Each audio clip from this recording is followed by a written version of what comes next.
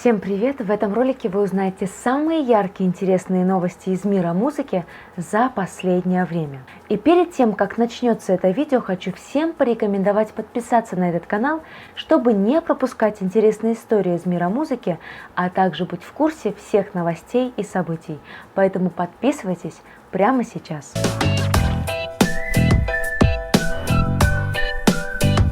И начнем мы с вами с зарубежных новостей, а именно с группы Black Eyed Peas и Шакира.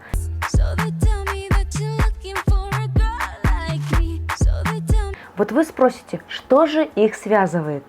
4 декабря они выпустили совместный клип. В ролике участники группы Black Eyed Peas читают рэп. А Шакира нас радует не только своим музыкальным талантом, но также и спортивными талантами. Она демонстрирует свои умения в аэробике, также в катании на скейте. И у нее здесь в этом клипе очень откровенный костюм. Также хочется отметить, что Шакире 43 года. Вы представляете, когда я увидела этот клип, я была просто поражена. Во-первых, она в отличной физической форме. Она скачет просто как девчонка, хотя наряд у нее очень уж откровенный.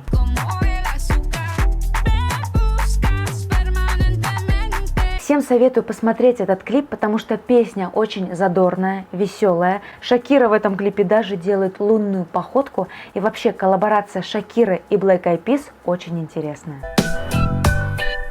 4 декабря также состоялась премьера клипа Марайи Кэрри «Oh Santa».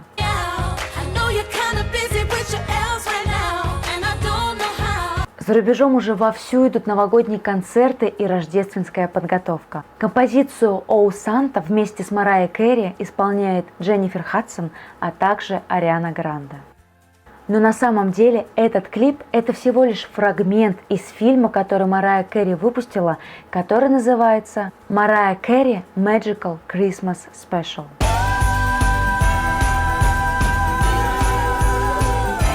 В этом шоу помимо Марайи Кэрри, Арианы Гранде и Дженнифер Хадсон участвуют следующие артисты: Тиффани Хадиш, Билли Айкнер, даже Снуп Дог, а также участвуют ее дети. Все эти номера будут выпущены отдельным альбомом, релиз которого состоится уже 11 декабря.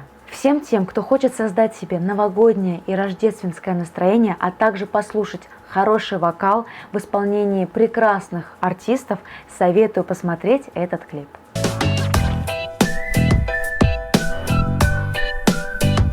А теперь мы с вами переходим к нашим новостям, и начнем мы с вами с рэпера Басты. В предыдущем видео я говорила о том, что совсем недавно в Санкт-Петербурге у Басты прошел концерт в Ледовом дворце, на котором было очень много зрителей. После этого концерта на Басту обрушился просто шквал негативных комментариев. Рэпер Баста решил записать видеообращение, в котором он ответил на критику. Теперь хочу ответить тезисно относительно критики, которая есть в интернете. Все требования по соблюдению правил безопасности, перечисленные в постановлении губернатора, были соблюдены. Все уведомительные и разрешительные письма и документы были подписаны в городских структурах. Заполняемость зала Ледового дворца на наших концертах составила 50%. В сети пишут о допустимых 25% зрителей в зале, но это правило вступает только в силу с 1 декабря. На наших концертах не было билетов без мест, не было танцевального портера. Все зрители, купившие билеты в танцевальный портер, сидели на своих местах на трибунах, либо в портере, где специально были выставлены кресла. Для обеспечения безопасности всем зрителям, пришедшим без защитных масок, на входе маски выдавались бесплатно. В фойе по требованию Роспотребнадзора в необходимом количестве были санитайзеры и другие средства защиты. Я понимаю, что наше хорошо организованное мероприятие стало комом в горле у некоторых организаторов, которые не нашли в себе силы и профессионализма подготовиться должным образом в соответствии с новыми правилами. Мы наблюдали, как некоторые организаторы экономили на рекламе своих концертов, что в том числе привело к низким продажам билетов, из-за чего мероприятия были отменены. Конечно, чтобы не выглядеть перед артистами некрасиво, организаторы стали ссылаться на вводимые ограничения, перенося концерты. Хотя новые правила позволяют провести эти мероприятия при внимательном соблюдении требований. Конечно, наши концерты продемонстрировали, что при тщательной подготовке, искреннему отношению к делу и точном следованию требованиям правительства проводить концерты и дарить людям праздник в Санкт-Петербурге можно и нужно. Мы видели, как специально начали раскручивать тему через СМИ, в том числе при помощи известных петербуржцев, связанных с некоторыми организаторами, чьи концерты не состоялись. В октябре и в ноябре в Санкт-Петербурге состоялось не одно многотысячное мероприятие. Валерий Меладзе в БКЗ, группа Алиса и Би-2 в юбилейном, спортивные матчи СКА и Зенита с многотысячной посещаемостью. Все эти мероприятия показали, что при соблюдении требований правительства большие мероприятия могут проводиться. Мы живем в пандемии уже 8 месяцев. За это время мы адаптировались к новым условиям жизни, новым правилам и режиму ограничений. Имея всю информацию о текущей обстановке относительно коронавируса, каждый принимает решение сам. Идти или не идти на концерт – это решение и выбор людей. Мы со своей стороны обеспечили максимальные условия по соблюдению правил безопасности, которые установило правительство и которым мы следовали. Нам подробно объяснили критерии, которым мы должны соответствовать, чтобы провести концерт, и мы им соответствовали. Хотим поблагодарить службы Ледового дворца за помощь и эффективность предпринятых действий и поблагодарить зрителей, которые отнеслись к просьбе о соблюдении мер безопасности ответственно. И не по бумажке. Спасибо всем, кто поддерживает нас. Спасибо всем, кто понимает сложившуюся обстановку, всем, кто был на нашем концерте. Мы вас благодарим, крепко обнимаем. Будьте здоровы. Баста заявил о том, что все санитарные меры были соблюдены. Людям выдавали бесплатно, если у них не было маски и перчатки. Также были установлены кресла, на котором каждый зритель должен был сидеть, соблюдая социальную дистанцию. А волну критики рэпер объяснил тем, что это происки конкурентов-организаторов.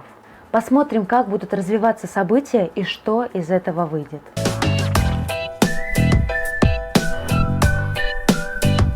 А сейчас еще одна новость, которая касается Басты, а также его подопечной в шоу «Голос». Александра Будникова покинула шоу «Голос».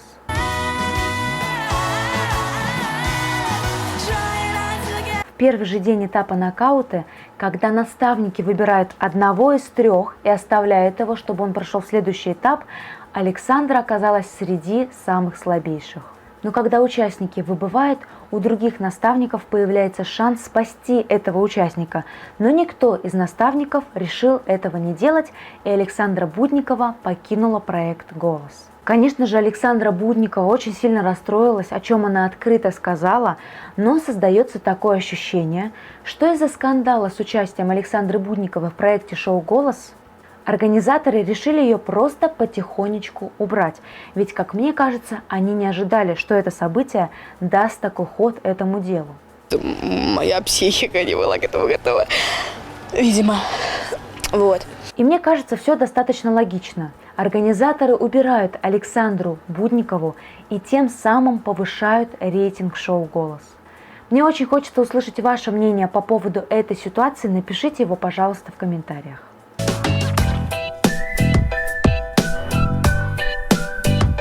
А теперь перейдем к более приятной новости.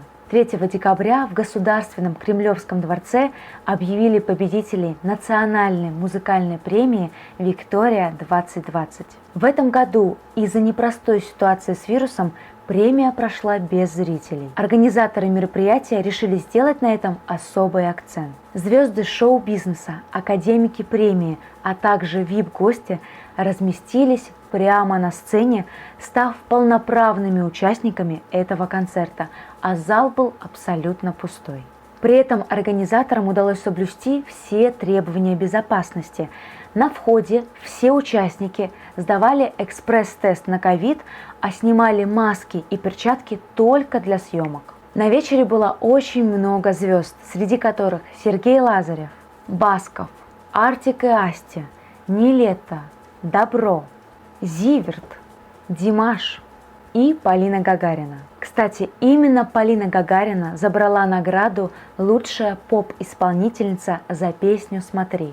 И именно кульминацией вечера стало выступление Полины Гагариной, но с другой композицией, с песней «Ты не целуй». Не берите души. Также Полина Гагарина опубликовала в своем инстаграме пост об этом вечере. Национальная музыкальная премия «Виктория» – лучшая поп-исполнительница. Спасибо за стимул идти вперед всем моим поклонникам и коллегам. Вы заставляете верить в себя. Отдельное спасибо Михаилу Гуцериеву за прекрасный романс, который мне по сердцу и по душе, который всегда будет современным, потому что вне времени. Награду «Лучший поп-исполнитель» забрал Владимир Пресняков за композицию «Достучаться до небес». Лучшей поп-группой была признана группа Little Big с композицией «Уна».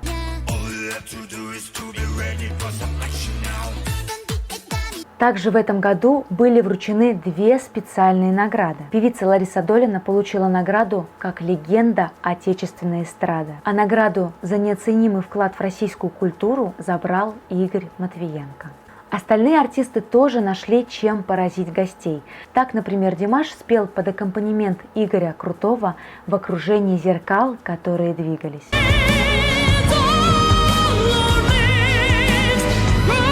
А теперь мы с вами перейдем к новости, которая касается Димаша. Димаш выступил на телепередаче «Что, где, когда» с композицией «Олимпика». Но эту композицию он исполнял не один, ему помогал хор Академии Игоря Крутого.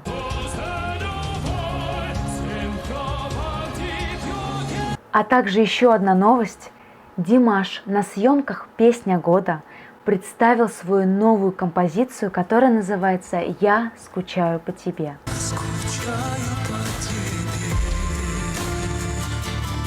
Игорь Крутой рассказал об этой композиции, как он ее написал совместно с Игорем Николаевым. Вдохновение лилось через край, оно словно невидимыми нитями водило пальцы по клавишам рояля.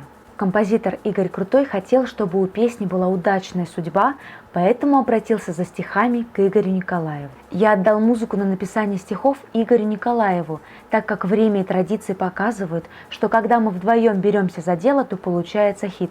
А мне бы очень хотелось, чтобы эта песня стала народной и исполнялась везде, даже на тихих вечерних посиделках. Всем любителям творчества Димаша, а также почитателям его необыкновенного голоса советую послушать его новую песню «Я скучаю по тебе».